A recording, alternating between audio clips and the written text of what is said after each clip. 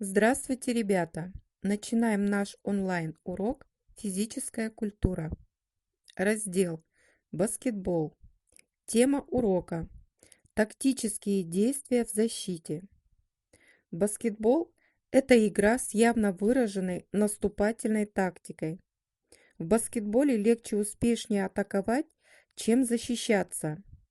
Для этой игры характерен быстрый переход от атак к защите и наоборот. Другая характерная особенность состоит в том, что как в атаке, так и в защите участвуют все 5 игроков.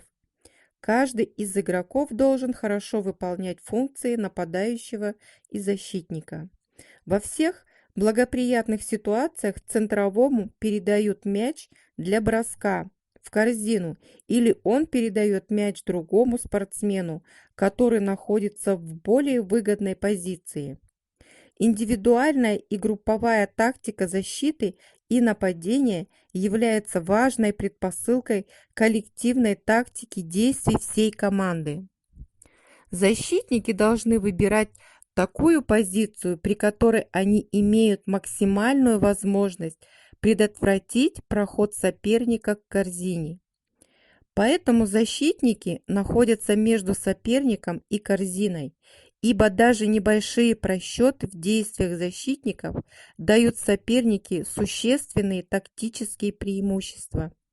Кроме того, защитник должен находиться на таком расстоянии от соперника, чтобы тот, во-первых, не мог его обойти, во-вторых, чтобы защитник не мог помешать сопернику произвести дальний бросок. Чем дальше нападающий соперника находится от корзины, тем дальше от него находится и защитник. Индивидуальная и групповая тактика защиты и нападения является важной предпосылкой коллективной тактики действий всей команды. Тактика защиты бывает личная и зонная. Личная защита– это когда каждый игрок опекает определенного игрока из команды соперника. Этот вид защиты может осуществляться по всей площадке или только в области штрафного броска. Зонная защита– это когда все игроки команды коллективно обороняют область штрафного броска для того, чтобы предотвратить ближние броски. Баскетболист должен быть всесторонне физически развитым спортсменом. Для этого надо воспитывать в себе такие важные физические качества, как быстрота движений, скорость, прыгучесть, ловкость, глазомер, выносливость. Домашнее задание. Первое. Какие размеры баскетбольной площадки? Второе. Какие виды защиты вы знаете? Третье.